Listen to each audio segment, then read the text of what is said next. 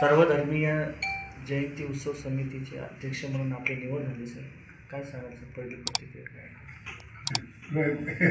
नेहमीच असतात सर. जे सर्व धर्मसमूह हा वाढला पाहिजे, प्रत्येकाच्या मनामध्ये तो ठसला पाहिजे आणि नुसतं वाढून हे करून होत नाही, ते आचरणात पण आलं पाहिजे. त्याच्यासाठी आपण प्रयत्न करतो. डॉक्टर बाबासाहेब आंबेडकर सार्वजनिक जयंती उत्सव समितीचे आपण जवळपास 4-5 वेळा अध्यक्ष राहिलेले आहेत. 2-4 वेळेस तर नक्कीच. हां, तेव्हाचे काही अनुभव वगैरे शेअर करता येतील? त्यावेळेचे काय अनुभव सांगायचे आता?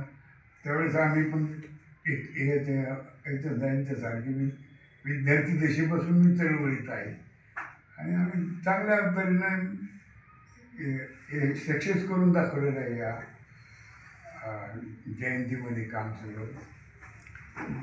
डीजे मुक्ती संदर्भात सर्वात भयानक फालतू गोष्ट कोणती असते ती डीजेनं आता अनेक लोक असं सांगतात की ते मेले देखील सांगतात, इतकं वाईट आहे. आणि ते तिथून जाते वेळेस आपल्याला जी दाहकता जाणवते ती खरी भयानकता असते. म्हणून ते फार चांगला निर्णय घेतला आपण की आपण आंबेडकर जयंतीमध्ये डीजे आपण लावणार नाही. अतिउत्तम. आणि दारू वगैरेच्या भानगडीत पडणार नाही. हा चांगला निर्णय आहे. पूर्वीच्या आंबेडकर जयंती उत्सवामध्ये परिसंवाद किंवा व्याख्याने याच्यावर जास्त जोर दिला जात होता. हो, विचारवंताची विचार ऐकावं लागत होतं. शिवजयंतीच्या काळात पण तसं होतं, बाबासाहेब आंबेडकरांच्या जयंतीच्या वेळेस पण तसं होतं. पण आता हळूहळू आपण उत्सवच करायला लागलो. उड्या मारणं, हे करणं, जे करणं, घोषणा देणं, मिरवणुका काढणं, याच्यापेक्षा आपण वैचारिक याच्यात सहसा आपण मागे पडलो म्हणायला हरकत नाही. म्हणजे महापुरुषांना डोक्यावर घेऊन नाचत आहे, डोक्यात घेऊन नाचत नाही. डोक्याचा प्रश्नच येत नाही. डोक्यावर घेऊन नाचणे याच्यातच सर्व ते समजतात.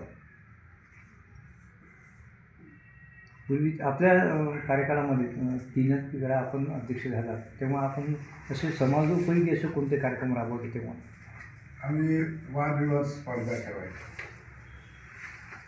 काही क्रीडा स्पर्धा पण ठेवायचो. कारण की आम्ही त्यावेळेस क्रीडावाले होतो. मी कबड्डीचा मराठवाडा विद्यापीठाचा कप्तान आहे. रेसलिंगचा मी औरंगाबाद जिल्ह्याचा 3 वर्षे सतत चॅम्पियन आहे. मराठवाडा विद्यापीठाचा पण मी कलर होल्डर आहे. खो खोचा मी पण कलर होल्डर आहे. आणि माझे सगळे बंधू त्याचं झालं. खेळाचेही आम्ही स्पर्धा घ्यायचो आणि वादविवाद स्पर्धा ठेवायचो. पाथरीकर कुटुंबाचं नाव मराठवाड्यात आणि जिल्ह्यात फार चांगल्या आदराने घेतले जाते. या 20 वर्षात पाथरीकर कुटुंब राजकीय क्षेत्रात फार अलिप्त होतं. आत्ताच 2 महिन्याभरापूर्वी आपली सून जिल्हा परिषद सदस्य म्हणून निवडून आली. काय म्हणाले या बाबतीत आपण? त्यावरूनचे मेहनतीने निवडून आले का आपण पाठबळ दिलं? नाही, ते सगळं त्यांचं. मी तिथं नुसतं नामधारी होते यावेळेस. आणि मी कोणतीही एखादी सभा पण नाही घेतली, काही केलं नाही. मी फक्त त्यांना कुठं चुकायला लागलं, धनादार यांना बोलवा, त्यांना बोलवा. आणि आता तुम्हाला ते सांगतो, माझ्या बरोबरचे राजकारणातले तर कोणी नाहीचे, जवळजवळ संपलेली. त्यांची आहे त्यांना काही समजतही नाही, त्यांचं कोणी ऐकतही नाही, अशी परिस्थिती आहे. त्यामुळं मी काही सांगावं आणि लोकांनी ऐकावं असंही नाही. आणि आता वैचारिक पातळी जवळजवळ ते सांगून येते अशी परिस्थिती आहे. परंतु तरी वरून असो, आमचा पुतण्या राजेंद्र पाथरीकर असो, बाकीचे त्याची मित्रमंडळी असो, गावातली आजूबाजूच्या परिसरातली माणसं असो, महिला असो, सर्व जाती धर्माचे लोक असो, यांनी आपले विचार मात्र त्यांनी ओळखले. आता समाज काही बाबतीत हेही पाहतो की कोण कसा आहे, काय पैशाच्या गोष्टी तर चौकट झालेलं आहे. आणि त्यामुळे राजकारण त्यावेळी तो विषयही काढू नये आता, अशी परिस्थिती आहे. तरी माझ्या सुनेला आपले गीतांजली पाथरीकरांना जवळजवळ 4,000 मतांनी लोकांनी निवडून दिली. त्यात सर्व समाजाचे लोक, दलित समाज असो, मुस्लिम असो, स्वर्ण असो, सगळ्यांनी मदत केली. शेतकरी असो, व्यापारी असो, विद्यार्थी असो, लोक असेच म्हणायचे की बाबा त्याच्याकडे होते दारूचे दुकान आणि आपल्या गव्हर्नमेंटकडे होते शिक्षण संस्था. आता हे निवडून आले तर म्हणजे 2 संस्था शिल्लक काढतील. तो निवडून आला तर 2 दुकानात काढतील असे लोकांनी प्रचार केला. पण आपण त्या ह्याच्यात काय पण विद्यार्थी त्याचे आता हे आनंद त्याचा आहे. पण दारू पिण्यात आनंद मिळतो, कशात आनंद मिळतो आणि घरदार बरबाद होतो तरी ते त्यांचा आनंद काही ते सोडत नाही.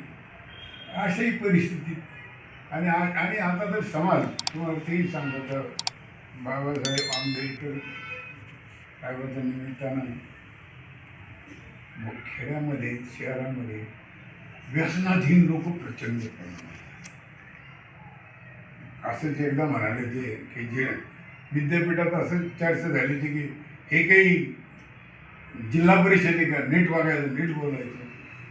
मी त्यालाच अध्यक्ष होते. मिळत उत्तर देतो म्हणलं जिल्हा परिषद कशी असो, तुम्ही कसे असा, विद्यापीठ कसं असो, पण विद्यापीठामध्ये जर दारूचं दुकान असलं आणि जिल्हा परिषद पुढं दारूचं दुकान असलं तर विक्री कोणाची जास्त होईल? दारूची जास्त विक्री. तुम्हीच सांगा. म्हणून असं एकमेकावर कोणी हे बोलू नये. एवढं जे आपण कसं चांगले आहोत, चांगलं राहण्याचा प्रयत्न करावा, एवढंच आपलं मत आहे. सर, आपण डॉक्टर गंगाधर पाथरीकर सर, शैक्षणिक क्षेत्रामध्ये आपलं उत्तुंग असं काम आहे. त्यांनी देवगिरीच्या माध्यमातून काम केलेलं, आपण MGMच्या माध्यमातून आपलं हे आहे. मराठवाड्यामध्ये शैक्षणिक संस्था उभारण्यामध्ये आपल्याला त्यामागची काही भूमिका आपण सांगाल? कसं आहे, पहिलं काम केलं होतं मराठवाडा विकास आंदोलन आपण केलं. मराठवाडा विकास आंदोलन आणि तेवढं आंदोलन आता तुम्हाला काही मंडळी तुम्हाला माहीत असेल ते आंदोलन कसं होतं. आतापर्यंत मराठवाड्यात तेवढं आंदोलन झालं नाही आणि आपल्याला यश मिळालं. आपलं पहिली मागणी ती आपला मुख्यमंत्री पाहिजे मराठवाड्यात. तर मराठवाड्याचे मुख्यमंत्री शंकरराव चव्हाण. आपल्याला तिथं वैज्ञानिक हे ना नाही तिथं मिळालंच आपल्याला. विद्यापीठाजवळ एक आहे ना विज्ञान संस्था. विज्ञान संस्था, ते एक आपली मागणी होती, ते आपल्याला मिळालं. आंबेजोगाईचं मेडिकल कॉलेज मिळालं. आपलं नांदूर मधमेश्वरचं कॅनॉल, मला वाटतं जगात एकमेव असं स्टेशन हा कॅनॉल आपल्याला मिळाला. अशा अनेक गोष्टी आपल्याला सांगता येतील त्या आंदोलनाच्या.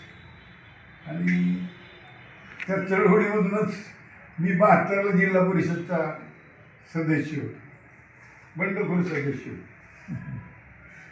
नंतर मुख्यमंत्री शंकरराव झाले. त्यांनी पहिले जे होते अध्यक्ष उपाध्यक्षाला सांगितलं की राजीनामा देऊन टाका. त्यांनी राजीनामे दिले. नामदेवराव सपकाळ, श्यामराव पाटील आणि अध्यक्षपदासाठी बाबुराव औराणकरांना बसवलं आणि उपाध्यक्षासाठी मला बसवलं. आणि मी माझं त्यावेळेस अशी माझ्या स्वप्नात पण नव्हते की आपल्याला उपाध्यक्ष व्हावं लागेल. पण पहिलं त्यांनी आपलं नाव पहिले आपले